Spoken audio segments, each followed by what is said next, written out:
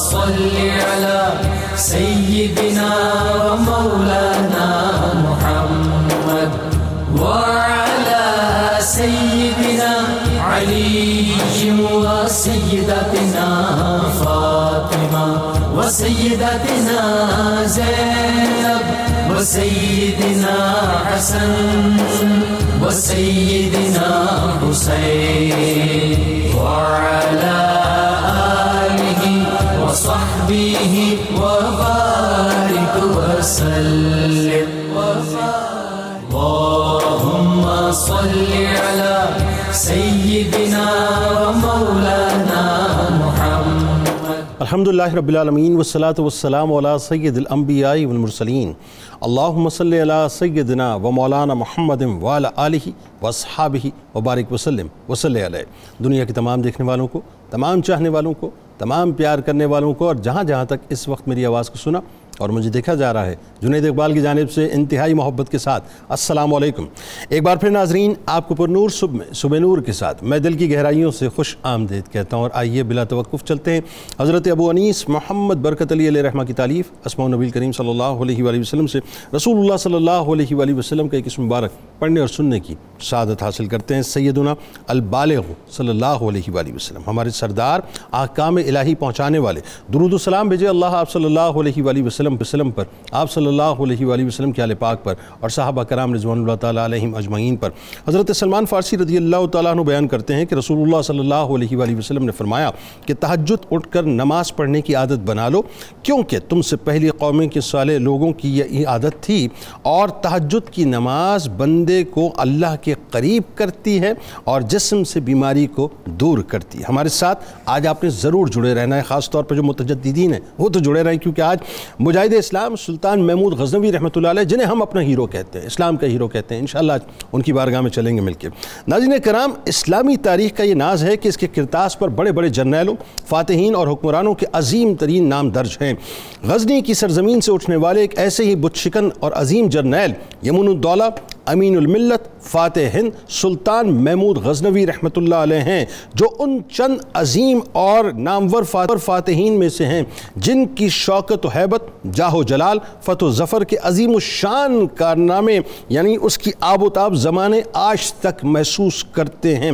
غیر معمولی خوبیوں اور عدیم المثال صلاحیتوں کے مالک سلطان محمود غزنوی رحمۃ اللہ علیہ نے غزنی شہر کو دنیا کے دولت مند ترین شہروں میں تبدیل کر کے رکھ دیا، جنہوں نے 997 سے 1030 تک یعنی 33 برس تک تقریباً حکومت کی. ان کی موت کے وقت ان کی سلطنت ایک وسیع فوجی سلطنت میں مکمل طور پر تبدیل ہو چکی تھی، جو شمال مغربی ایران سے لے کر بر صغیر میں پنجاب تک اور ماوراء النہر میں خوارزم اور مکران تک پھیلی ہوئی تھی. بر صغیر، پاک و ہند میں اسلام کی اولین کرنیں پھیلانے والے عظیم مسلمان فاتح سبکتگین کے شہزادے سلطان محمود غزنوی رحمۃ اللہ علیہ تمام دینی اور دنیاوی خوبیوں کا ایک مکمل طور پر مجموعہ تھے. اپنی دلیری و شجاعت، عدل و انصاف، انتظام سلطنت اور فتوحات کی بنا پر دنیا کے گوشے گوشے میں سلطان کی بے پناہ شہرت تھی. ابتدائی عمر میں ہی قرآن حفظ کرنے کے علاوہ اسلامی فقہ اور علم حدیث میں بھی مکمل طور پر مہارت حاصل کی. وہ تاریخ اسلامیہ کے پہلے حکمران تھے ناظرین جنہوں نے سلطان کا لقب اختیار کیا. وہ پہلے مسلم حکمران تھے جنہوں نے ہندوستان پر 17 حملے کیے. اچھا، ہم لفظ ہندوستان کا بہت استعمال کرتے ہیں، لیکن میں نے بھی جان بوجھ کے استعمال کیا تاکہ میں سمجھا سکوں کہ ایکچولی ہمیں بر صغیر کہنا چاہیے، سب کانٹیننٹ کہنا چاہیے. تو سب کانٹیننٹ پر 17 حملے کیے اور ہر حملے میں فتح حاصل کی.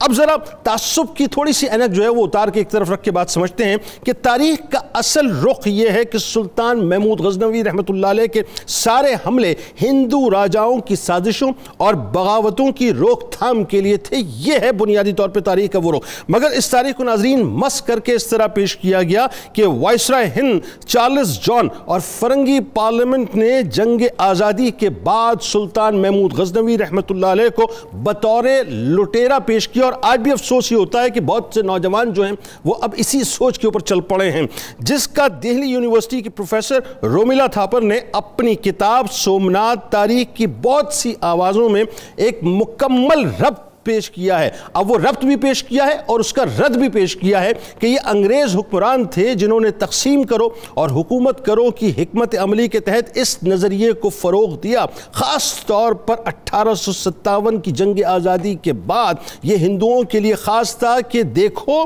مسلمان تم پر کیسے کیسے ظلم ڈھاتے ہیں. انہوں نے سومناتھ کو برباد کر دیا جبکہ ہم تمہاری عبادت گاہوں کی تعظیم کرتے ہیں. یعنی یہ انگریزوں نے باقاعدہ ایک تھاٹ ہندوؤں کے درمیان جو ہے وہ سرائیت کروائی تھی. رومیلا کہتی ہے کہ دنیا کی کسی بھی کتاب اور زبان میں 1857 سے پہلے محمود غزنوی رحمۃ اللہ علیہ کا بطور لٹیرا ذکر نہیں ہے. ایکچولی یہ سازش ناظرین 1843 میں برطانوی پارلیمنٹ میں ابتدا ہی میں شروع ہو چکی تھی. یعنی یوں کہہ لیجئے کہ آزادی کی جنگ سے پہلے. پھر اس کے بعد اس سلسلے کا جو ہے باقاعدہ ایک کنٹینیوٹی ہمیں نظر آتی ہے.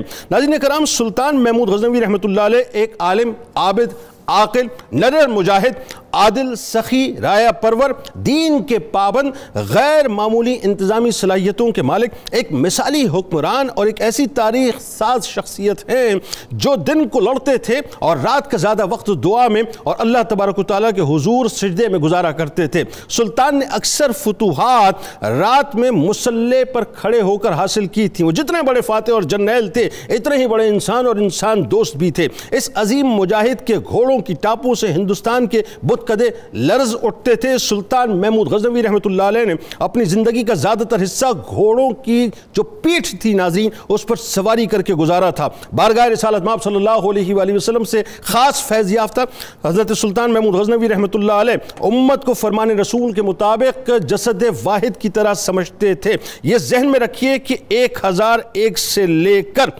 1025 تک جتنے بھی حملے آپ نے کیے اور اس کے بعد فائنلی جب آپ نے سومناتھ کے مندر کو جو ہے فتح کیا ہے تو اس دوران جو آپ کی فوجی پوری جو لشکر تھا اس کے اندر جو تقریباً 15-17 ہزار کے قریب ہندوؤں کی تعداد تھی جنہیں وہ باقاعدہ سپہ سالار بھی بناتے تھے اور ان کو ہندوان کہا جاتا تھا. آخری جملے ادا کر رہا ہوں صاحب کہ سومناتھ کا مندر الحمدللہ اللہ کی نصرت اور ابو الحسن خرقانی رحمۃ اللہ علیہ کی یوں کہیے کہ نگاہ فیض کرم سے آپ نے جو ہے فتح پا لی اس پہ. لیکن آج اگر میں جملہ ادا کروں تو شاید غلط نہ ہوگا کہ جس کو ہم لٹیرا کہہ کے پکارا کرتے ہیں معاذ اللہ. آپ دیکھیے صاحب کہ 1974 کے اندر جب زلزلہ آیا افغانستان کے اندر اور جس وقت آپ کی قبر جو ہے وہ اپنا شک ہو گئی تو ظاہر شاہ کے دور کے اندر یہ واقعہ ہے کہ آپ کا جسد مبارک جو ہے اسی طرح سے سلامت تھا جیسے 1000 سال پہلے دفن کیا تھا. لوٹیروں کو زمین کھا جایا کرتی ہے لیکن جو بارگاہ مصطفیٰ یا بازار مصطفیٰ صلی اللہ علیہ وآلہ وسلم میں لوٹ جایا کرتے ہیں ان کو پھر زمین نہیں کھایا کرتی. آغاز کرتے ہیں. ہمارے ساتھ 3 شخصیات موجود ہیں یقیناً کہ کے محتاج نہیں. پہلی شخصیت ممتاز اسکالر محترم جناب ڈاکٹر طاہر حمید تنولی صاحب موجود ہیں. دوسری شخصیت ممتاز اسکالر جناب ڈاکٹر فرحان خان عباسی صاحب موجود ہیں. اور تیسری شخصیت ہمارے ساتھ ویڈیو لنک پہ موجود ہوں گے چیئرمین تحریک جوانان پاکستان جناب عبداللہ حمید گل صاحب. تینوں آپ کو السلام علیکم، خوش آمدید. آغاز کرتے ہیں ڈاکٹر صاحب آپ سے. دل تو آج بہت چاہ رہا تھا کہ بڑی گفتگو کروں لیکن بس ٹائم بارڈ ہو جاتے ہیں. ہم آغاز کرتے ہیں. یہ بتائیے سب سے پہلے سلطان محمود غزنوی رحمۃ اللہ علیہ، ظاہر ہے تھوڑا سا جو ہمارے خاص طور پہ ینگ جنریشن ہے ان کو یہ سمجھ میں آنا چاہیے صاحب کہ ایکچولی آپ کا خاندانی تعارف کیا ہے. سبکتگین جو آپ کے والد ہیں ان کا جو سیاسی سماجی اور معاشرتی ایک مقام تھا وہ کیا تھا، پھر اس وقت کے جو سیاسی حالات اور پھر سلطان کی ولادت سے قبل جو والد ماجد نے خواب دیکھا تھا وہ بھی ذرا بتائیے. بسم اللہ الرحمن الرحیم. جنید صاحب بہت شکریہ. سلطان محمود غزنوی کا ذکر آج ہم کر رہے ہیں. جنید صاحب سلطان محمود غزنوی ہماری تاریخ کی وہ شخصیت ہیں خصوصاً بر صغیر کے حوالے سے کہ جن کا بر صغیر کے ساتھ جو تعلق ہے وہ بر صغیر میں مسلمانوں کی حکمرانی کے قیام اور یہاں اسلام کے اثر و نفوذ کا ایک بہت بڑا سنگ میل ہے. یعنی تاریخ میں کچھ ایسے واقعات ہوتے ہیں کہ جو پوری تاریخ کا رخ، آنے والی تاریخ کا رخ موڑ دیتے ہیں اور آنے والے واقعات کی جہت مقرر کرتے ہیں. ان میں سلطان محمود غزنوی کی زندگی کے واقعات ہیں جو بر صغیر کے ساتھ جڑے ہوئے ہیں. اگر آپ ان کے خاندانی پس منظر کو دیکھتے ہیں تو جنید صاحب یہ جو سلطنت غزنویہ ہے، سلطان محمود غزنوی کی سلطنت، اس کے بانی آپ کے والد تھے امیر ناصر الدین سبکتگین ان کا نام تھا. یہ ترکش زبان کا، ترکی زبان کا ورڈ ہے، لفظ ہے جس کا مطلب ہے پیارا شہزادہ. سبکتگین شہزادے کو کہتے ہیں ترکی زبان کے اندر. اور جو ان کے والد تھے ناصر الدین سبکتگین یہ کرگستان میں پیدا ہوئے تھے جس علاقے میں پیدا ہوئے تھے وہ آج کے کرگستان کے اندر ہے. ٹھیک. اور بچپن میں ہی یہ الپگین اس زمانے کا حکمران تھا، اس کے چلے گئے دربار کے اندر اور اس کے غلام بنے، اور اس نے ہی ان کو پھر تربیت کی حتیٰ کہ اس کی فوج کے اندر جرنل کے عہدے تک پہنچے. ٹھیک. اور پھر ان کی شادی بھی الپگین کی بیٹی کے ساتھ ہوئی. اور اس کے انتقال کے بعد پھر ایک دو وقفوں کے بعد پھر سلطنت جو تھی وہ سبکتگین کے ہاتھ میں آ گئی، کیونکہ جو نائبین تھے الپگین کے وہ ان چیزوں کو، اس سلطنت کو، اس حکمرانی کو اس طرح سے کنٹینیو نہیں کر سکے. پبلک ریولٹ اتنی زیادہ تھی کہ اس کو پھر آ کے سنبھالا سبکتگین نے. اچھا اب دیکھیں یہ سبکتگین کی جو عظمت تھی، یا آپ یہ کہہ سکتے ہیں کہ اس زمانے میں ان کا جو اثر رسوخ تھا، اس کا اس سے اندازہ کریں کہ اس ریجن کے اندر جہاں پہ ان کی حکمرانی تھی، سلطنت بغداد نے، خلافت بغداد نے بھی اس کو ریکگنائز کیا تھا اور باقاعدہ ریکگنیشن دی تھی، اور ان کی طرف سے اس علاقے کی گورنرشپ کو تسلیم کیا عباسی خلفاء نے بھی. ٹھیک. اچھا اب جس وقت انہوں نے یہ اپنی سلطنت قائم کی تو ہندوستان کی طرف سے اور یہاں پہ بھارت کے جو برصغیر کے ہندو حکمران تھے، راجے تھے، ان کی طرف سے ریئیکشن اور مزاحمتوں کا سامنا ان کو مسلسل رہا. ٹھیک. اور انہوں نے اس کو ریئیکٹ بھی کیا، اس کا مقابلہ کیا، اور وہی پھر آگے چل کر کے سلطان محمود غزنوی نے جو ان کو ورثہ ملا اپنے والد سے، ان میں ایک یہ بھی تھا لیگیسی میں کہ جو ہندو راجوں کی مخالفتیں تھیں، سازشیں تھیں، جس کی طرف آپ نے بھی اپنے ابتدائیہ میں اشارہ کر دیا ہے. اچھا سلطان محمود غزنوی کی جو ولادت تھی یہ بھی ایک تاریخی واقعہ ہے. آپ دیکھیں ان کی ولادت جو ہے وہ 10 محرم کو ہوئی. ٹھیک. شب عاشور کو ہوئی. اور ان کے والد نے خواب میں دیکھا کہ ان کے گھر میں جو آتش دان ہے وہاں سے ایک پودا اگ رہا ہے، حتیٰ کہ وہ درخت بن جاتا ہے اور اس کا سایہ اتنا زیادہ ہے کہ اس سائے میں ایک پوری دنیا جو ہے وہ آرام کر سکتی ہے. یعنی ایگزیکٹلی یہ بادشاہت کی طرف جو اشارہ تھا، گویا اشارہ اس طرف تھا کہ ایک بہت ہی جنگی جد و جہد ہے، لیکن اس جنگی جد و جہد کے جو نتائج ہیں وہ انسانیت کے لیے امن و سکون والے ہیں. واہ. کیونکہ درخت اگ آتش دان سے رہا ہے. کیا بات. تو آگے کیا اچھی توجیہ. اب آپ دیکھیں آگے چل کر کے پھر وہی صورتحال ہوئی کہ سلطان محمود غزنوی نے نہ صرف یہ کہ باقاعدہ اس کو سنبھالا، بلکہ اس کو اتنا مستحکم کیا کہ اس کی حدیں کہیں سے کہیں تک پھیلا دی اور فتنوں کا خاتمہ کیا. آپ دیکھیں ملتان میں کرامتہ کا اقتدار مستحکم ہونے والا تھا اور اس کا خاتمہ سلطان محمود غزنوی نے کیا. اور آپ نے پہلی مرتبہ اپنے لیے سلطان کا ٹائٹل بھی اختیار کیا، اور وہ سلطان کا ٹائٹل اختیار کرنے کا مطلب ہی یہ تھا کہ ان کا اقتدار اتنا مستحکم تھا، ان کی گرفت اتنی زیادہ تھی معاملات کے اوپر. تو جو سازشیں تھیں اس علاقے کے اندر، جو مسائل تھے، عامت الناس کے اوپر مسائل تھے، ان سے بھی سلطان محمود غزنوی نے لوگوں کو نکالا. اور آپ دیکھیں کہ ایک جو غزنوی مملکت تھی وہ اس زمانے کی معاشی لحاظ سے، تہذیبی اور ثقافتی لحاظ سے اور علمی لحاظ سے ایک مثالی مملکت تھی. صرف فردوسی کو دیکھیں جس نے شاہ نامہ لکھا، سلطان محمود غزنوی کی سرپرستی میں لکھا. بالکل. اور جو کلاسک ہے فارسی زبان کے اندر، اس طرح البیرونی کو آپ دیکھیں، بڑے بڑے سائنسدان جو تھے، بڑے بڑے ادیب، بڑے بڑے شعراء جو تھے وہ سلطان محمود غزنوی کے دربار کا حصہ تھے. یعنی سلطان محمود غزنوی رحمۃ اللہ علیہ کی ایک بات اور بھی جو خاص طور پہ ان کی یوں کہہ لیجئے کہ اپنا انسٹنکٹ میں کہ علماء کی تکریم، ادبا کو اپنے قریب رکھنا، شعراء کو اپنے قریب رکھنا. اب ہمیں یہ نہیں بھولنا چاہیے بلکہ انہوں نے الفرید التفرید کے نام سے فقہ کی کتاب بھی لکھی. جی. وہ خود بہت بڑے فقیہ تھے، عالم تھے، اور لٹیروں کا یہ کردار نہیں ہوا کرتا. یعنی اگر آپ نے کسی شخص کو پہچاننا ہے تو دیکھیں اس کی صحبت میں بیٹھنے والے کون. کیا بات ہے. یعنی کتنے بڑے بڑے منوچہری کتنا بڑا آدمی ہے، اتنے بڑے بڑے لوگوں کو، شعراء کو انہوں نے ان کی سرپرستی کی. ماہرین فلکیات اس کے دربار میں تھے، سائنسدان تھے، علماء تھے، مفسرین تھے، فقہاء تھے، محدثین تھے. تو یہ جو لوگ تھے، یہ جو پروموٹ ہو رہے تھے، یہ کیوں ہو رہے تھے؟ اچھا دنیا سے بہت دور دور سے لوگ آ کے سلطان کے پاس ٹھہرتے تھے. اچھا اب آپ دیکھیں ہندو وہاں زیادہ پیسفل تھے. غزنی کے اندر ہندو رہتے تھے جو ہندوستان سے زیادہ پرامن تھے اور اپنے آپ کو محفوظ سمجھتے تھے. حتیٰ کہ جو سلطان کا لشکر تھا اس میں ایک پورا حصہ ہندوؤں پر مشتمل تھا، یعنی 12-15 جس کا کمانڈر بھی ہندو تھا. جس کا کمانڈر بھی ہندو تھا. وہی میں کہہ رہا ہوں نا، 12-15 ہزار کی تعداد جو ہندو، کمانڈر بھی ہندو تھا.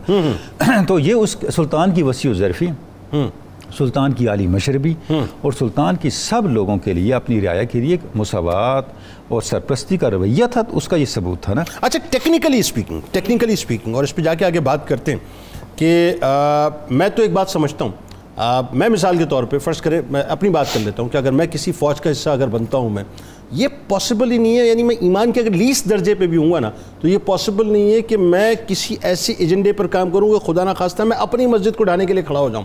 خدا اس کے کہ سلطان کے لشکر کے اندر ہندوؤں کی جو تعداد 12-15 ہزار ہے, یہ کیسے ممکن تھا؟ اس کا دوسرا پہلو بھی دیکھ لیں, اس کا دوسرا پہلو بھی دیکھ لیں کہ آپ اپنے لشکر میں اس کو کبھی نہیں رکھیں گے جس پہ آپ کو اعتماد نہیں. ایگزیکٹلی وہی بات ہے. اس کا مطلب یہ کہ وہ اس پہ اعتماد کرتے ہیں, یہ ڈبل وے تھا, سلطان کا بھی اعتماد تھا اور لوگوں کو بھی اس کے ساتھ ایک محبت تھی, لگاؤ تھا, اور اپنے آپ کو محفوظ محسوس کرتے تھے, تو انہوں نے اپنی جانیں نشاور کی. ایسا ہی. اچھا اب ڈاکٹر صاحب ذرا بات آگے بڑھاتے ہیں. 1001 عیسوی اور 1025 عیسوی, یعنی یہ جو تقریباً کوئی 24 برس کا پیریڈ ہے.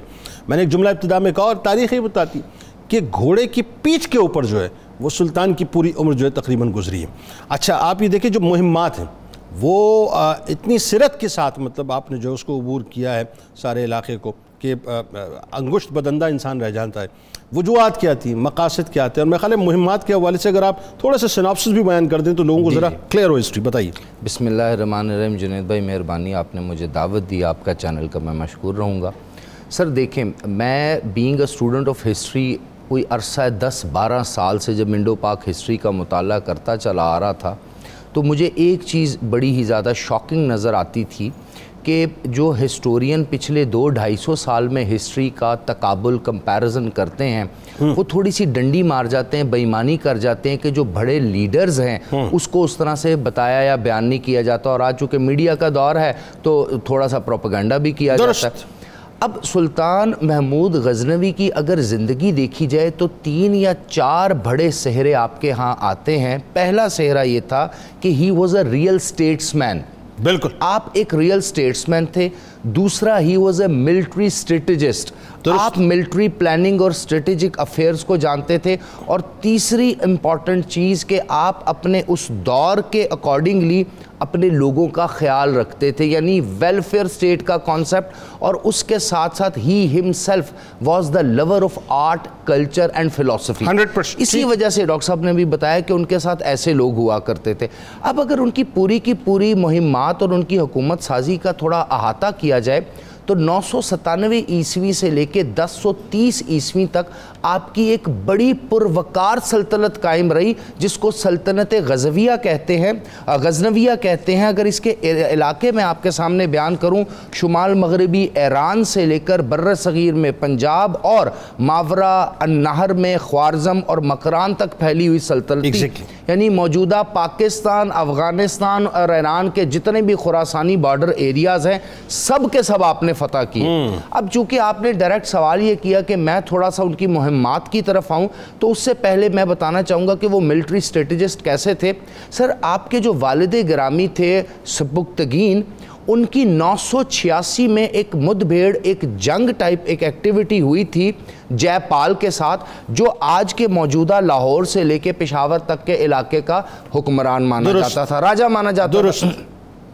جب اس کے ساتھ مدبھیڑ ہوئی, جنگ و جدل ہوا, تو ایک چیز تو پہلے سے ہی ڈیسائسیولی جو اس وقت کے غزنی علاقے میں یہ ایک ڈکلیئر تھی کہ اب بھارت جو آپ کا بر صغیر ہے, اس علاقے کے اندر کچھ ایسے لوگ سامنے آ سکتے ہیں جو غزنی پہ چڑھائی کر سکتے ہیں, غزنی پہ حملے کر سکتے ہیں. تو اس ایریے کو کنسولیڈیٹ کرنا تھا, یہی وجہ تھی.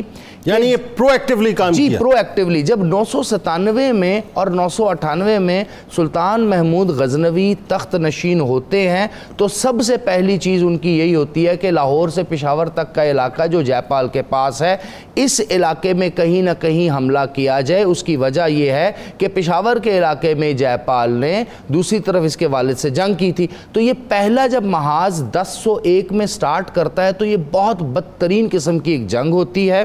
اور بہت بدترین قسم کی جنگ کے بعد سلطان محمود غزنوی جو ہے وہ اس علاقے کو جیت لیتے ہیں اور اتنی بدترین شکست دیتے ہیں جے پال کو کہ جے پال, اس کی پوری فیملی, اس کے بچے, اس کا پورا جو سلسلہ ہے اس سب کو قید کر لیا جاتا ہے. پھر یہ منت کرتا ہے, پھر یہ تاوان کی رقم ادا کرتا ہے اور پھر اس کے بعد اس کی اتنی سبکی ہوتی ہے کہ لاہور میں واپس آ کر لاہور میں موجود ایک پرانے جو دروازہ پرانے دور کے جو شہروں کے دروازے ہوتے تھے اس کے پاس ایک برگر کے درخت کے سامنے یہ اپنی چتا جلاتا ہے, اس میں چھلانگ لگا دیتا ہے اور اس کے بعد اپنے بیٹے آنند پال کو یہ حکومت دے دیتا ہے. اب آنند پال جو ہے وہ اپیرنٹلی تو اتنا زیادہ جو کیا کہتے ہیں سلطان کے خلاف شروع میں تو نظر نہیں آتا, لیکن سلطان ایک حکمت عملی شروع میں یہ بنا لیتے ہیں کہ وہ ہرات کے قریب ایک ہاتھی نگر قائم کر دیتے ہیں. اس ہاتھی نگر کا کام ہی ہوتا ہے کہ جتنے بھی ہاتھی جو بر صغیر میں موجود ہیں ان کو لایا جاتا تھا وہاں پر, اور وہاں پر لا کر ان کو پالا جاتا تھا, پرورش کی جاتی تھی اور ہاتھیوں کے تھرو پھر جنگوں میں حملہ کیا جاتا تھا. وہیں سے آیا کرتے تھے. اس کی وجہ کہ ایک زیادہ تر ہم نے دیکھا ہے اس وقت کی جو جنگیں تھی وہ سرپرائز اٹیک ہوا کرتے تھے. تو 1004 میں پھر آنند پال سے جب مد بھیڑ ہوتی ہے تو یہ والی مد بھیڑ تھوڑی ٹیکنیکل ہمیں نظر آتی ہے, کیونکہ اس وقت تک وہ باقی ہندو راجاؤں کے ساتھ مل کے کشمیر سے, دوسری طرف ملتان سے کافی لوگوں کو اکٹھا کر چکا ہوتا ہے, لیکن آپ اس کو بھی شکست دیتے ہیں. پھر 1004 اور 1008 کے قریب آپ جاتے ہیں ملتان کے قریب جہاں پر ایک مسلم حکمران ہے, لیکن چونکہ وہ ایریا آپ کنسولیڈیٹ کرنا چاہتے تھے تو اس علاقے پہ بھی فتح حاصل کرتے ہیں. یہاں ایک بڑا خوبصورت واقعہ ہے اور سلطان کا اعتبار کرنے کا ایک اور بہت بڑا آپ کو یہاں پر قصہ ملتا ہے کہ آپ اس وقت جو جے پال کا پوتا تھا, آنند پال کا جو بیٹا تھا, اس کو یہاں پر آپ کیا کر دیتے ہیں, وہ بنا کے گورنر بنا کے چلے جاتے ہیں. سکھ پال کی بات کر رہا ہوں جو کہ اسلام قبول کر لیتا ہے. بعد میں پھر وہی کنٹروورسی سٹارٹ ہو جاتی ہیں اور پھر سکھ پال کے خلاف بھی آپ کو ایک بہت بڑا ایک وہ جو کہتے ہیں جہاد کرنا پڑتا ہے. یہ سلسلہ جب چلتا چلا جاتا ہے تو سلطان کو یہ خبر ہوتی ہے کہ بر صغیر کو جب تک سلطان کنسولیڈیٹ نہیں کرے گا, ان اٹھتی ہوئی بغاوتوں کے خلاف کوئی پراپر مہم جو ہی نہیں کرے گا, تب تک مسئلہ ہوگا. اس لیے پھر سلطان دریائے سندھ کے کنارے, اٹک کے کنارے,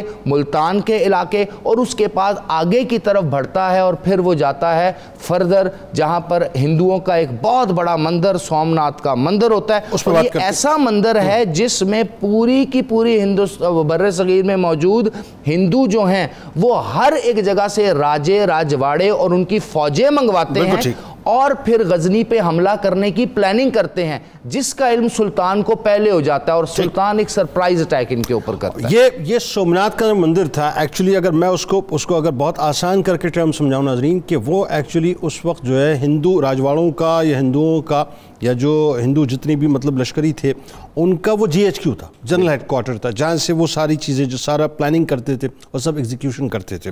عبداللہ صاحب آپ کی طرف آتے ہیں. اب جو بنیادی ایک بات ہے کہ یہ تو ظاہر آگے جا کے ہم بات کرتے ہیں کہ کس طرح سے سومناتھ کا مندر فتح ہوا, لیکن اس سے پہلے ذرا یہ بتائیے کہ سلطان ایکچولی شخصیت ان کی, یعنی میں اگر یہ کہوں کہ ان کے ذاتی اوصاف و محاسن کیا تھے وہ بھی ذرا لوگوں کو پتہ چلنے چاہیے صاحب. کہ یہ ورڈ لٹیرا, یہ دیکھیں نا, یہ بھی کیسی ذہن سازی کی گئی ہے کہ ہمارے ہیروز کو ہمارے سامنے زیرو کیا گیا اور جو ہمارے ہیروز نہیں تھے ان کو جو ہے ہمارے سامنے ہیرو بنا دیا گیا.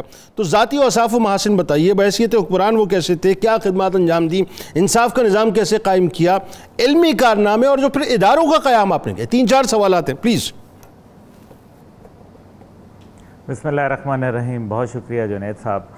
سب سے پہلے تو میں یہ کہوں گا کہ یہ جو لفظ جس طرح سے ان کے متعلق ہرزہ سرائی کی جاتی ہے, یہ دیکھنا چاہیے کہ سب سے بڑے بت شکن تاریخ کے اندر ہمارے نبی پاک صلی اللہ علیہ وآلہ وسلم اور ان کی تقلید کرنے والے جو سلطان محمود غزنوی رحمۃ اللہ علیہ ہیں, وہ کیسے ہو سکتا ہے کہ ان کو اس طرح سے القابات سے نوازا جائے جو کہ سراسر میرے خیال میں بدنیتی پر مبنی ہیں. اس لیے اس بات کو تو میں بالکل ریجیکٹ کرتا ہوں کیونکہ یہ بالکل غلط ہے.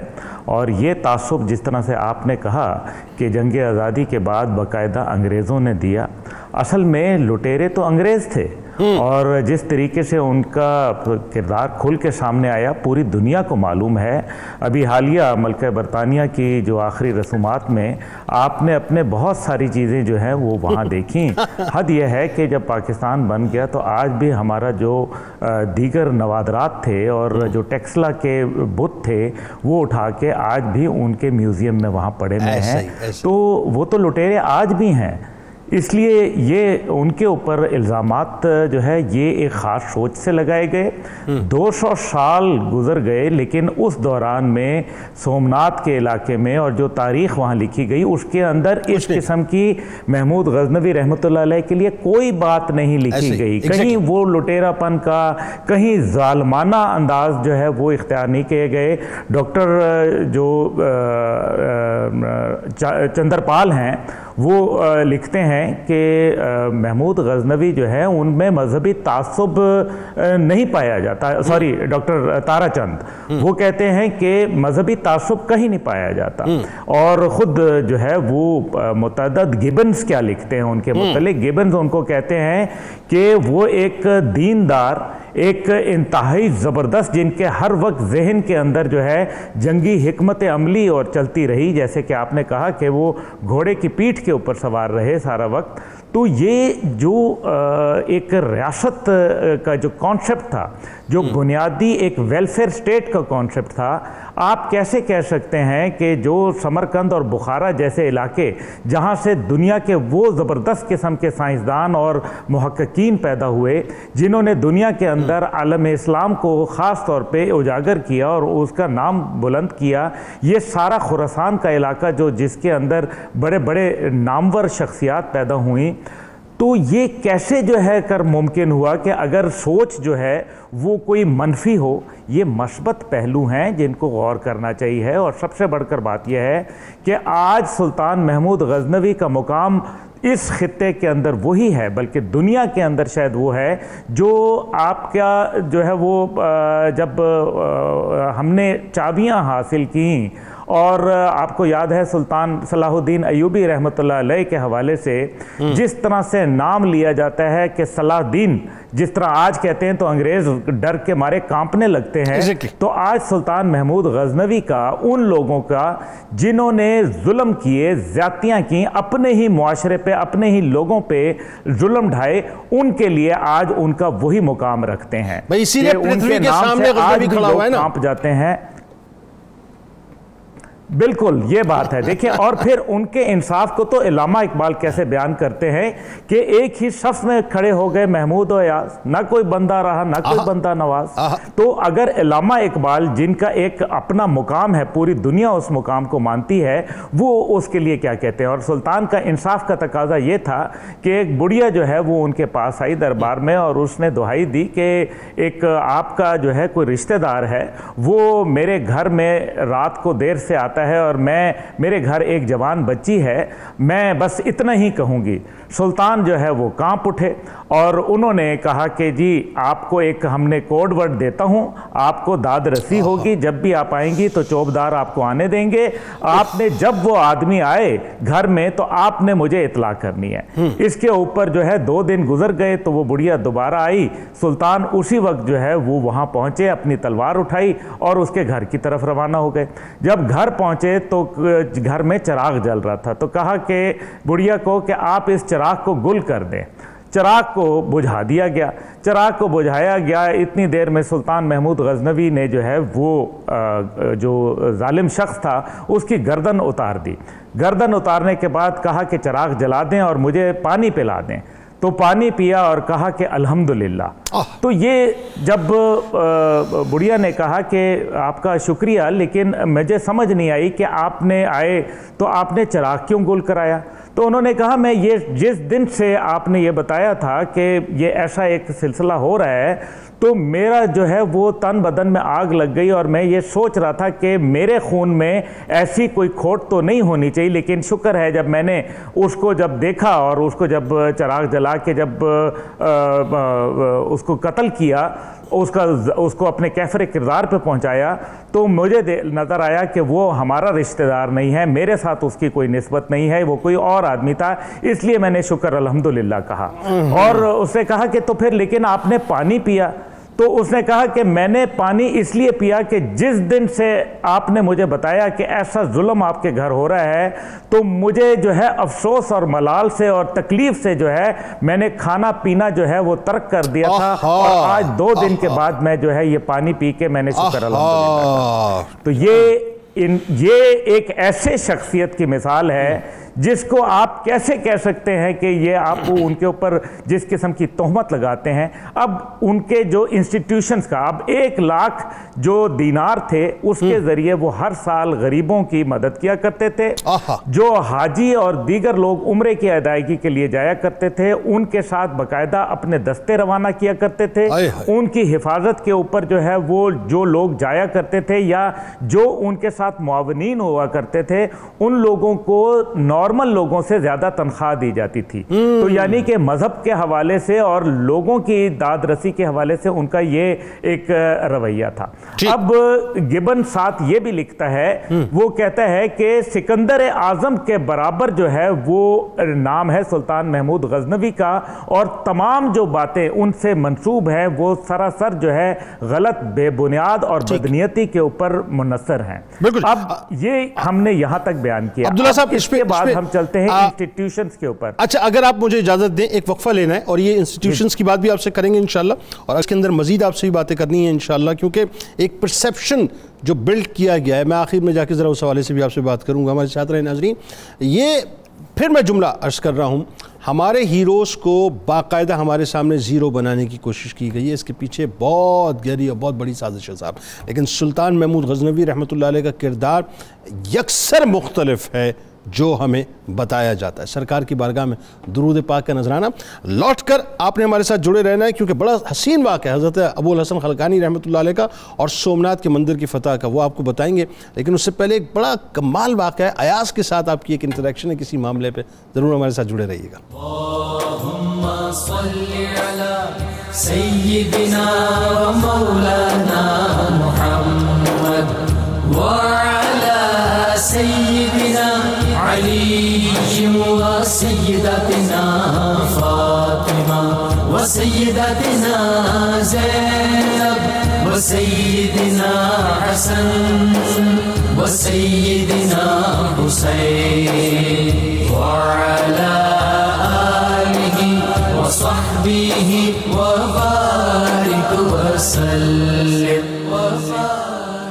اللہم صلی علی سیدنا و مولانا محمد وعلی سیدنا علی و سیدتنا فاطمہ و سیدتنا زینب و سیدنا حسن و سیدنا حسین وعلی وصحبه وبارك وسلم سيدنا ومولانا محمد وعلى سيدنا علي. ایک بار پھر ناظرین میں آپ کو خوش آمدید کہتا ہوں. سلطان محمود غزنوی رحمۃ اللہ علیہ کے حوالے سے بات ہو رہی ہے, اور جن لوگوں نے ابھی ہمیں جوائن کیا ہے ذہن میں رکھیے گا صاحب کہ آج خاص طور پہ آپ کو یہ معلوم ہونا چاہیے کہ سلطان محمود غزنوی وہ نہیں ہیں جو آپ کو بر صغیر کے رہنے والے بتاتے ہیں یا جو آپ کو سوشل میڈیا پہ نظر آتا ہے. سلطان محمود غزنوی وہ ہیں جو ہم آپ کو بتانے جا رہے ہیں اور جو ہم آپ کو بتا رہے ہیں, تاکہ آپ کو ایک کلیئرٹی رہے کہ یہ بیسکلی ہمارے ہیروز ہیں, ان کو بلا وجہ زیرو مطلب بنا کے پیش کیا جاتا ہے. اچھا, ایک واقعہ بڑا لطیف ہے صاحب. واقعہ یہ ہے کہ سلطان محمود غزنوی رحمۃ اللہ علیہ کی بارگاہ میں آپ کو پتہ ہے کہ ایک شخص تھا, اس کا نام تھا ایاز, آپ کا مشیر خاص, آپ کا وزیر, اور کہا یہ جاتا ہے کہ وہ دیہاتی تھے اور جو ایک شاہانہ پروٹوکول ہوتا ہے اس سے واقف نہیں تھے جب سلطان کے دربار میں آئے تھے. تو ہوا یہ کہ جو مشیران تھے سلطان کے جو ارد گرد رہتے تھے اور وزراء تھے, ہوتا ہے نا کہ جب آدمی کسی کو دیکھتا ہے کہ جی یہ بہت زیادہ قریب آ گیا بادشاہ کے یا اس شخص سے قریب آ گیا جس سے ہمارا تعلق ہے, ہمارا باس ہے, تو ایک جلن اور حسد جو اندر ہی اندر پیدا ہو جاتا ہے. وہی جلن ان کے اندر پیدا ہو گیا کہ بھئی یہ کل کا لڑکا ہے, آ کر جو سلطان کے اتنا قریب ہو گیا اور سلطان اس پر اتنا ٹرسٹ کرتا ہے. تو انہوں نے باقاعدہ ایک سازش کے تحت ایک کام جو ہے اس کی بنیاد کی. کام یہ تھا کہ سلطان کو جا کے کہا کہ سلطان اس شخص کے پاس, ایاز کے پاس ایک صندوق ہے اور یہ آپ کے خزانے سے روز چوری کرتا ہے, اس صندوق کے اندر جا کے رکھتا ہے, آپ ذرا چیک کیجئے, آپ کو پتہ چل جائے گا کہ آدمی صحیح نہیں ہے. سلطان نے کہا اگر ایسا ہے تو ٹھیک ہے, ایاز کو بلاؤ. ایاز کو بلایا گیا. ایاز کو جب بلایا گیا تو ایاز سے پوچھا گیا کہ تمہارے پاس کوئی صندوق ہے؟ اس نے کہا ہاں ہے. اچھا, سلطان نے پوچھا کہ روز اس صندوق کو تم کھولتے ہو؟ ہاں جی کھولتا ہوں. چابی کہاں پر ہے؟ ایاز نے چابی دے دی. وہ بڑا ٹرسٹ کرتا تھا سلطان پہ، چابی فوراً دے دی. جیسے ہی دی تو سلطان نے اپنے ایک خادم کو حکم دیا کہ جا کے جی اس صندوق کو کھول کے لے کر آؤ. صندوق کو کھولا گیا، سامان نکالا گیا، سلطان کے سامنے لا کے پیش کیا گیا تو سلطان دیکھ کے انگشت بدندہ رہ گیا کہ اس صندوق میں جس کو مشیران اور وزراء کلیم کر رہے تھے کہ خزانے کے خزانے موجود ہیں، ایک جوتی موجود تھی جو کہ پھٹی پرانی تھی اور مختلف جگہوں سے سلی ہوئی تھی، اور ایک جوڑا کپڑے کا موجود تھا جو مختلف جگہوں سے پھٹا ہوا تھا. سلطان نے پوچھا یہ کیا ہے؟ تو ایاز نے کہا کہ یہ وہ جوتا ہے اور یہ وہ کپڑے ہیں، جب میں آپ کے دربار میں پہلے دن آیا تھا میں نے یہ پہنے ہوئے تھے، آپ نے مجھے کہاں سے کہاں پہنچا دیا، میں نے اٹھا کے ان کو صندوق میں رکھ دیا. میں روز صندوق کھولتا ہوں، ان کو دیکھتا ہوں کیونکہ میں اپنی اوقات کو یاد رکھتا ہوں، مجھے معلوم ہے کہ میری اوقات کیا ہے. آپ نے مجھے پہنچا کہاں دیا لیکن میں اپنی اوقات کو نہیں بھولتا. بتانے کا مقصد صاحب یہ ہے کہ آپ کے پاس بنگلے آ جائیں، گاڑیاں آ جائیں، مال دولت عزت شہرت سب کچھ آ جائے، انسان کو اپنی اوقات کو نہیں بھولنا چاہیے. اوقات کو ہمیشہ یاد رکھنا چاہیے، اپنی ابتدا کو ہمیشہ یاد رکھنا چاہیے، اپنی اصل کو یاد رکھنا چاہیے. مٹی سے اٹھے، مٹی سے آئے ہیں، مٹی ہی میں ہمیں مل جانا ہے. ڈاکٹر صاحب ذرا یہ بتائیے کہ سلطان محمود غزنوی رحمۃ اللہ علیہ، اب آگے وہ واقعہ سومناتھ کا مندر جو ظاہر ہے مطلب کنٹروورسی کی وجہ بنیادی طور پہ بنتا ہے. ابوالحسن خرقانی رحمۃ اللہ علیہ سے آپ کا کیا روحانی تعلق تھا یہ بتلائیے، پھر ساتھ ساتھ جو آپ کو نصیحتیں کی وہ بتائیے، اور جو ایک منظرنامہ تھا پورا سومناتھ کے مندر کی فتح کا وہ بتائیے کیا تھا. جنید صاحب، جیسے بھی ہم ذکر کر بھی چکے کہ اپنے زمانے کے صوفیاء کے ساتھ سلطان محمود غزنوی کا بڑا قلبی اور گہرا عقیدت کا تعلق تھا. خراسان جب جانا ہوا سلطان محمود غزنوی کا تو انہیں پتہ چلا یہ ابوالحسن خرقانی نام کی بڑی روحانی شخصیت ہے، ان سے ملنا چاہیے. تو سلطان نے کہا میں ابھی نہیں ملوں گا، یہ بے ادبی ہے، میں نیت کر کے آؤں گا. واپس آ گئے اور دوبارہ گئے اور جا کے حضرت ابوالحسن خرقانی سے ملے. اور یہاں میں یہ بات نہیں بولنی چاہیے کہ یہ وہ زمانہ تھا جب خراسان میں صوفیاء کی اور اہل اللہ کی موجودگی کا یہ عالم تھا. حضرت علی حجویر نے کشف المحجوب میں لکھا ہے کہ میں خراسان کے اندر 300 اہل اللہ سے ملا ہوں، اللہ، جن میں سے ہر ایک اتنا بڑا ہے کہ وہ تنہا پوری دنیا کے لیے کافی ہے. سبحان اللہ، یہ وہ خراسان ہے. اور وہاں ابوالحسن خرقانی سے ملاقات جب ہوئی، اچھا جب آپ چلے گئے سلطان محمود غزنوی وہاں تو انہوں نے اسٹے کیا اور میسج بھیجا ابوالحسن خرقانی کی طرف کہ میں آیا ہوں تو آپ تشریف لے آئیں، یہاں تک تو میں آیا ہوں. تو آپ نے فرمایا کہ میں تو بادشاہوں سے نہیں ملاقات کرتا، مجھے معذور سمجھے. تو آنے والا بھی بڑا سمجھدار تھا، اس نے کہا جی بادشاہ ہیں اور اللہ کو حکم ہے آتی اللہ واتی رسول اولو الامر منکم، اللہ کی اطاعت کرو، اللہ کے رسول کی اطاعت کرو، اور جو تمہارے اولو الامر ان کی اطاعت کرو، تو آپ کو تو آنا چاہیے. تو عجیب جواب دیا ابوالحسن خرقانی نے، جو صوفیاء کے استغنا کی علامت ہے اور صوفیاء کا جو حقیقی فقر ہے، جو اللہ پہ بھروسہ اور اللہ کے ساتھ تعلق اور اللہ کے مقابل دنیا کی ہیچ ہونا ان کے سامنے ان کی زندگی میں ہے. انہوں نے فرمایا میں تو اللہ اور اس کے رسول کی اطاعت میں مشغول ہوں. ابھی اس میں ہی کامل نہیں ہوا، اولو الامر کا نمبر کب آئے گا؟ سبحان اللہ. اب سلطان خود آئے، جب ملاقات ہوئی تو بات چیت چلی، سلطان نے کشف کا پیش کیا، توڑا ہدیہ کے طور پہ. تو آپ کے پاس جو کی روٹی تھی، آپ نے فرمایا سلطان آپ میرے مہمان ہو تو میرے پاس مہمان نوازی کے لیے یہی کچھ ہے، یہ نوش فرمائیں. جیسے ہی نوارا منہ میں رکھا تو نیچے نہیں اتار سکے سلطان محمود غزنوی، ظاہر جو کی خشک روٹی تھی. تو حضرت نے فرمایا کہ یہ میرا دسترخوان تھا، جو آپ لے گئے یہ آپ کا دسترخوان ہے، آپ میرا کھانے والا نہیں کھا سکتا، میں آپ کا کیسے کھا سکتا ہوں، یہ آپ واپس لیں. اب سلطان نے کہا حضور یہ تو پھر اس کا میں کیا کروں گا؟ آپ نے فرمایا یہ لوگوں کا مال ہے، اس طرح اس کو خرچ نہیں کر سکتے.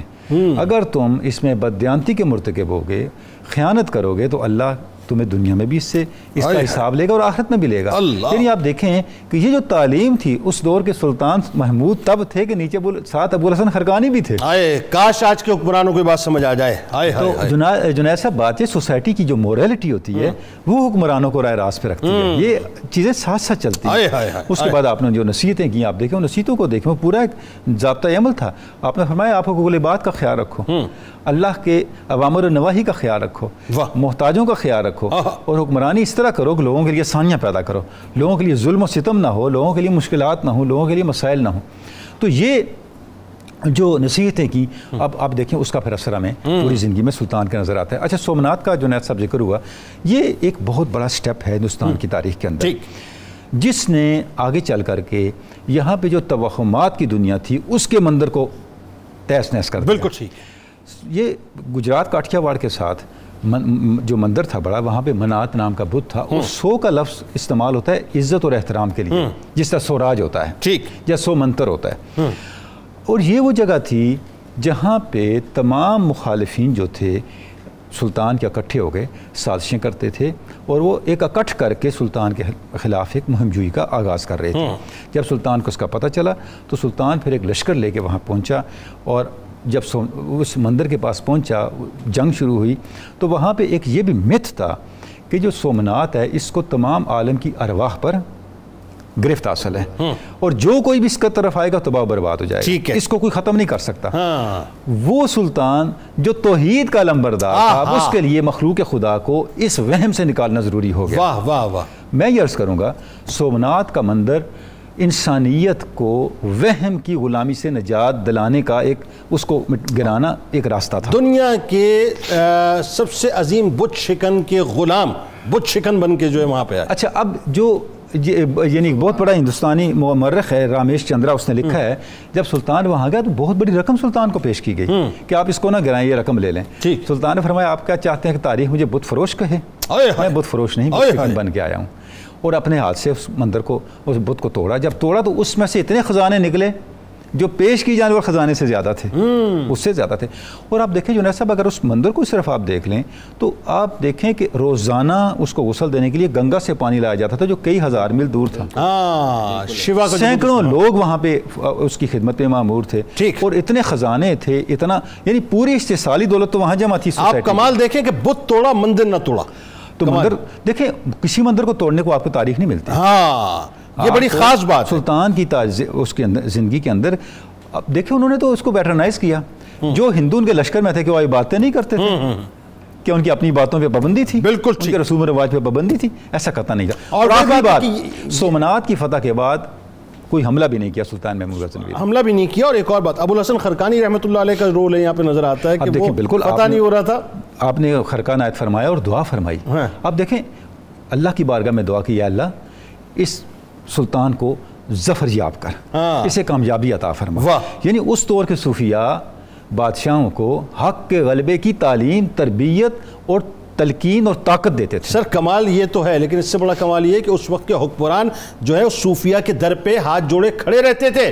یہ ہے اصل بات. اب دیکھیں جی جس وقت آپ آئے تو آپ باہر نہیں گئے ابوالحسن خرقانی, جب سلطان جانے لگا تو سیاف کرنے, اس کے بعد آپ نے جو رخصت, لوگوں نے پوچھا یہ کیا فرمایا, جب آیا تھا تو غرور میں تھا, اب جا رہا ہے تو ان کے ساری عاجزی میں جا رہا ہے. بالکل ٹھیک. اچھا اب ایک بڑا اہم ترین پہلو میں چاہتا ہوں وہ بھی ذرا سلطان کی شخصیت کا یہاں ہونا چاہیے کہ سرکار مدینہ صلی اللہ علیہ وآلہ وسلم سے جو تعلق تھا سلطان محمود غزنوی رحمۃ اللہ علیہ کا, اور خاص طور پہ روز جو ہے ایک کثیر وقت جو ہے درود پاک پڑھتے پڑھتے گزرتا تھا, تو اس کا صلہ یہ ہوا کہ ایک تو ظاہر عشق میں بڑا نکھار آیا, سرکار علیہ السلام کی زیارت نصیب ہوئی اور درود لکھی کی صورت میں سرکار علیہ السلام نے جو ہے کرم فرمایا. وہ آپ بتائیے ایمان افروز واقعہ. دوسرا آپ یہ دیکھیے کہ 1000 سال کے بعد, میں نے ابتدا میں ذرا سا حوالہ دیا, میں چاہتا ہوں اس پہ بات کریں کہ 1974 میں لوگوں نے دیکھا صاحب کہ جو محمد کے غلام ہوتے ہیں ان کا کفن میلا نہیں ہوتا. لوٹیروں کو تو زمین لوٹ لیا کرتی ہے ان کے جسم کو, لیکن جو اس بازار میں لوٹ جایا کرتے ہیں ان کو پھر زمین بھی نہیں لوٹا کرتی. بتائیے ذرا. جنید بھائی آج کی مسلمان نوجوان نسل کے لیے اسپیشلی پاکستان, بھارت, بنگلہ دیش, افغانستان, ایران, جہاں جہاں ہمارے پروگرام دیکھا اور اردو زبان سمجھی جاتی ہے, ایون کہ ویسٹ کے اندر بھی یہ میسج پہنچانا بہت زیادہ ضروری ہے کہ فوجوں سے اسلحہ اکٹھا کرنے سے اور مٹیریل گین سے فتوحات نہیں ملتی, بلکہ آپ کے نفس میں ولایت کا جو ایک خمیر ہے وہ بھی ہونا بہت ضروری ہے. واہ کیا اچھی بات. آپ اگر اندازہ لگائیں کہ آپ گھوڑے کی پیٹھ پر بیٹھ کر 26-27 سال مسلسل محاذ پر رہے, جنگ و جدل میں رہے, جس کا آغاز بھی آپ نے نہیں کیا بلکہ جو بر صغیر میں موجود ہندو راجواڑوں نے کیا. آپ نے تو ان کو صرف سبق سکھانا چاہا, اس کے باوجود بھی گھوڑے کی پیٹھ ہو یا پھر کوئی خیمہ ہو یا پھر کوئی آرام دہ جگہ ہو, آپ دن میں 1 مرتبہ یعنی 1,00,000 مرتبہ درود پڑھا کرتے تھے نبی پاک صلی اللہ علیہ وآلہ وسلم کی ذات اقدس کے اوپر, اور یہ آپ کی روٹین ہوتی تھی. یعنی آپ کوئی ایک لمحہ بھی اپنا فارغ نہیں گزارتے تھے, یعنی آپ اگر محاذ کے لیے جا رہے ہیں تو درود جاری ہے. اللہ. اب ایک لمبے عرصے تک جب آپ کی نبی پاک صلی اللہ علیہ وآلہ وسلم خاتم النبیین کے ساتھ انسیت کا یہ معاملہ جاری رہا, تو نبی اقدس حضور اکرم صلی اللہ علیہ وآلہ وسلم آپ سے خواب میں ملاقات فرماتے ہیں اور کہتے ہیں محمود غزنوی تمہاری یہ محبت، تمہارا یہ پیار، تمہاری یہ جو غلامی ہے اس کو قبول کیا جاتا ہے، اور دنیاوی معاملات کے علاوہ بھی دینی معاملات میں بھی تمہیں ایک سبقت دی جاتی ہے کہ ہم تمہیں ایک ایسا درود و سلام عطا کریں گے کہ اگر وہ تم ایک بار پڑھو گے تو 1,00,000 بار مانا جائے گا۔ اور مزے کی بات یہ ہے کہ سلطان محمود غزنوی 1030 تک اس کو بھی کئی ہزار بار پڑھتے تھے پورے دن میں، پہلی بات۔ دوسری بات، وہ درود لکھی کی صورت میں، درود لکھی کی صورت میں وہ موجود ہے، آج بھی ہمارے لوگوں کے پاس موجود ہے، کوئی 1.5-2 صفحے کا ہے، اس کو پڑھیں تو 1,00,000 کا آج بھی عام عوام کو بھی اس کا فیض ملے گا۔ بے شک۔ دوسری امپورٹنٹ چیز سر، آپ نے کہا کہ جب 1974 میں ظاہر شاہ کی حکومت تھی، بر صغیر میں پاکستان بن چکا تھا، ادھر دوسری طرف افغانستان، اور یہ حال کی بات ہے، حکومت، ہم پرانی بات نہیں کر رہے ہیں، بالکل پاکستان بن چکا ہے، ابھی کی بات ہے 1974 کی، تو ایک زلزلہ آیا اور آفت زدہ علاقہ وہ غزنی کا قرار دیا گیا، تو وہاں پر شگاف پڑ گئے ان کی قبر مبارک میں، تو دیکھا یہ گیا کہ جب ان کی قبر کو مینٹین کرنا چاہتے تھے تو جستے خاکی میں سے کچھ پاؤں کا حصہ، کچھ بازو کا، سر کا حصہ سامنے نظر آ رہا تھا، اس جو تابوت تھا اس میں سے، تو حکم دیا، علماء کی مشاورت ہوئی کہ ان کو کھولا جائے اور دوبارہ کسی اور تابوت میں ان کو رکھا جائے۔ اس وقت سر یہ دیکھا گیا کہ آپ کا جو جسد مبارک ہے وہ بالکل ویسے کا ویسے ہے، خوشبودار ہے، اور اس کے ساتھ ساتھ آپ کا جو جسم ہے وہ اسی طرح سے پرنور ہے جس طرح کہ آپ کی اپنی زندگی میں ہوا کرتا تھا۔ یہاں میں ایک واقعہ کوٹ کرنا چاہتا ہوں کہ نبی پاک صلی اللہ علیہ وآلہ وسلم کے غلام جو ہیں وہ اس دنیا میں بھی اور آخر دم تک ایسے ہی رہتے ہیں جیسے اللہ تعالیٰ کا ان کے بارے میں جو کرم اور فضل ہے۔ اور یہاں پہ ایک اور گزارش کرتا جاؤں کہ آپ انسانی حالت، شکل و صورت اور شباہت میں کوئی اتنے خوبصورت نہیں تھے، تو ایک دفعہ آپ نے اپنے وزیر سے کہا کہ بادشاہ تو بڑے روبدار اور خوبصورت دکھا کرتے ہیں، میں جب آئینے میں نظر آتا ہوں تو مجھے اپنا چہرہ اتنا پسند نہیں۔ تو وزیر نے کہا کہ آپ کی جو روحانی خوبصورتی ہے وہ آپ کی جسمانی خوبصورتی کو ڈومینیٹ کر لیتی ہے، اور ایک وقت ایسا آئے گا کہ آپ کی روحانی خوبصورتی کا جاہو جلال ہوگا اور توتی بولے گا۔ یہی وہ بات ہے جو 1974 میں پھر قبولیت اختیار کر۔ میں حیران ہوں اس بات پہ، اور خاص طور پہ آپ دیکھیں یہ تو جسد مبارک کی بات ہو رہی ہے نا، جس کے یعنی آپ کے دست مبارک کے بارے میں یہ بتایا جاتا ہے کہ جب آپ کا جسد مبارک منتقل، مطلب اس کو کسی نے لمس دیا اپنا، تو اب ہاتھ ایسے تھے جیسے روئی کے گالے تھے، اور جو تابوت تھا جس میں آپ کا جسد مبارک تھا، کمال یہ کہ 1000 سال کے بعد وہ تابوت بھی لکڑی کا جو ہے اس کو بھی کسی جو ہے وہ اپنا قیمت نہیں لگی، چھوا نہیں تھا۔ اچھا جی، آخر میں عبداللہ صاحب اب ذرا یہ بتائیے، ایک تو آپ انسٹیٹیوشنز کی بات کر رہے تھے، اس کے قیام کی ذرا اس بات کو وہیں سے جوڑیے گا، اس ربط کو۔ دوسرا یہ بتائیے کہ سلطان محمود غزنوی رحمۃ اللہ علیہ کے حوالے سے جس تعصب کا آج ظاہر ہے خاص طور پہ پرچار کیا جاتا ہے، بلکہ یوں کہیے کہ یہ جو مطلب سرحد کے اس طرف والے لوگ ہیں، مشرقی بارڈر والے، وہ بنیادی طور پہ پرچارک ہیں اس بات کے، ظاہر ہے وہ بھی اب ان پڑھ لوگ ہیں، میں ان کو یہی کہوں گا پڑھتے نہیں ہیں بیچارے، کیا کریں، اور جو ان کو بتایا گیا وہی مطلب اسی پہ عمل کر رہے ہیں۔ تو ایک تو یہ کہ غیر جانبدار غیر مسلم مورخین نے خاص طور پہ سلطان کے لیے کیا لکھا ہے، ضرور بتائیے تاکہ تھوڑا سا ہو سکتا ہے ان کی آنکھیں کھلیں، اور ینگسٹرز کو بھی خاص طور پہ بتائیے۔ یہ دیکھیں، جہاں تک ابھی بات ہو رہی تھی میں اس سلسلے کو ضرور بڑھانا چاہوں گا کہ جہاں ابوالحسن خرقانی رحمۃ اللہ علیہ جیسے لوگ تھے، تو وہاں سلطان محمود غزنوی رحمۃ اللہ علیہ جیسے بھی لوگ تھے جو کہ بزرگوں کے پاس جایا کرتے تھے اور علم کی کھوج لگایا کرتے تھے، اور ان کے اندر اتنا حوصلہ، ان کا تدبر اور اتنا ظرف موجود تھا کہ وہ ان کی نصیحتوں کو پلے باندھتے تھے، اور اس کے بعد پھر اللہ تعالیٰ ان کے اوپر مہربان ہوتا تھا۔ اب جو دوسری اس کا پہلو ہے، اب جتنی بھی آپ کو موجودہ سائنسز کے اندر جو آپ کو فنون ہیں، ان کے اندر جب آپ جاتے ہیں اور خاص طور پہ آرٹ کے حوالے سے جاتے ہیں، تو یہ وہ تمام ادارے تھے جو ان کے دور حکومت کے اندر قائم ہوئے۔ وہ یہ کہنا کہ جی پیسے جو تھے، پیسے اس لیے آیا کرتے تھے کہ ریاست کے امور کو جو ہے وہ آپ نے چلانا تھا، اور کیا پوری دنیا کے اندر یہ پریکٹس نہیں رہی؟ کیا قرون اولیٰ کے مسلمان جو تھے، کیا ان کے پاس جو ہے وہ مال غنیمت نہیں آیا کرتا تھا؟ تو وہ لیکن اس کا ایک طریقہ کار تھا. بات یہاں یہ ہو رہی ہے کہ کیا انہوں نے اپنی ذات کے اوپر وہ استعمال کیا یا انہوں نے ادارے قائم کیے, اور وہ ادارے قائم کرنے کے بعد ان کی تحقیق اور عمل کے بعد ان کے اندر جس قسم کے لوگوں کو انہوں نے پروان چڑھایا, اس سے الحمدللہ اسلام کا اور اس خطے کے لوگوں کو جو ہے وہ ایک بہت تقویت ملی. اور ساتھ ہی ساتھ جے پال کے جو 2000 جو اس کے وہاں سے فوجی تھے, ان کو انہوں نے غزنی کے اندر باقاعدہ محافظ آف غزنی جو ہے ان کے اوپر تعینات کیا, اور وہاں مذہبی رسومات ادا کرنے کی مکمل آزادی تھی. ایسا ہی تھا. اسی طریقے سے جو گجرات میں وقت گزارا اور سومنات کے بعد اور پھر لاہور میں وقت گزارا, لاہور جو تھا وہ ایک ایسا شہر بنا جو کہ علم کے حوالے سے جانا پہچانے لگا بعد سلطان محمود غزنوی رحمۃ اللہ کے. اس دور کے اندر اس کو یہ موقع ملا, اور پھر ان کے جو سکے تھے وہ 2 قسم کے تھے, اور اس کے اندر ایک سکے کے اوپر باقاعدہ سنسکرت زبان جو ہے وہ تحریر تھی. اس کا مطلب یہ ہے کہ مذہبی تعصب کوئی بھی نہیں تھا. بالکل ایسا. یہ وہ تمام عوامل ہیں جو بتاتے ہیں. اسی طریقے سے جو ان کے افکار تھے, اور خاص طور پہ غزنی کے حوالے سے بڑے بڑے لوگوں کو انہوں نے بڑے اہم عہدوں کے اوپر جو ہے وہ فائز کیا تھا, جو کہ نان مسلم تھے, بلکہ نان مسلمز کے لیے انہوں نے عزت اور تکریم کی, اور ان کے لیے وظیفہ جات کا جو ہے وہ باقاعدہ کام کیا. اچھا عبداللہ صاحب ذرا جی جو ہاں یہ بتائیے اوپر دیگر.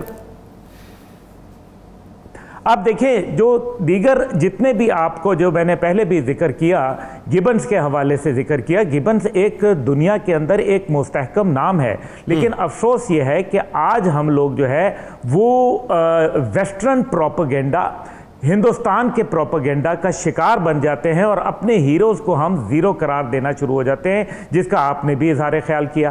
اب قائد اعظم کے حوالے سے آپ دیکھ لیں کہ قائد اعظم رحمۃ اللہ علیہ کے حوالے سے آج بھارت جو ہے وہ تاریخ کو مسخ کر کے پیش کرتا ہے. قائد اعظم کے مجسمے جو ہے وہ غلط لگائے جاتے ہیں میڈم ٹوساڈس کے اندر, ان کو جو ہے وہ مسخ کر کے پیش کیا جاتا ہے, جو کہ ایک موم کا مجسمے کا میوزیم ہے جو برطانیہ میں ہے, اور وہاں تمام مجسمے جو ہے کیا انہوں نے ملکہ برطانیہ کا یا کوئن وکٹوریا کا مجسمہ جو ہے وہ غلط لگایا ہے؟ بالکل بھی نہیں. جان بوجھ کے یہ ایک سازش کے تحت سلطان محمود غزنوی رحمۃ اللہ علیہ کے نام کو بٹا لگانے کی, اور ان کی جو تحقیق تھی, ان کا عمل تھا, ان کا کردار تھا, ان کا اخلاق تھا, ان کا ضابطہ حیات تھا, اس کے خلاف جو ہے یہ باقاعدہ ایک مذموم سازش ہے. بہرحال ہسٹورینز کو پڑھ لیں آپ, وہ پڑھ لیں, وہ اینل پال کو پڑھ لیں, دیگر کو پڑھ لیں, آپ کو پتہ چلے گا کہ سلطان محمود غزنوی کے حوالے سے وہ یہ کہتے ہیں کہ ان جیسا بہادر, دلیر, نڈر, نیک اور دیندار شخص اور عوام دوست اور انصاف پسند آدمی جو ہے وہ تاریخ انسانیت میں اس کی مثالیں کم ملتی ہیں.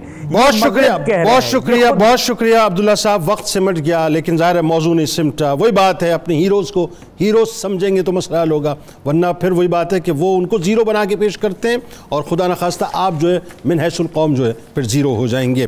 بہرحال جناب آئیے مل کے نعرہ لگائیں گے, لیکن نعرے سے پہلے ذرا وہ جو تجدید عہد وفا روح سے کرتے ہیں, لا یؤمن احدکم حتی اکون احب الیہ من والدہ وولدہ والناس اجمعین. اللہ تعالیٰ آپ کا, ہمارا, ہم سب کا, پاکستان کا اور امت مسلمہ کا حامی و ناصر ہو. پاکستان کا مطلب کیا؟ لا الہ الا اللہ محمد رسول اللہ صلی اللہ علیہ وسلم. اللهم صل على سيدنا ومولانا محمد وعلى سيدنا علي وسيدتنا فاطمة وسيدتنا زينب وسيدنا حسن وسيدنا حسين وعلى آله وصحبه وبارك وسلم.